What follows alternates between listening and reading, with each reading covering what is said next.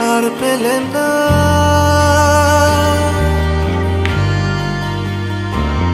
তারে ধরি ধরি মনে করি ধরতে গেলেন আর পেলেন না।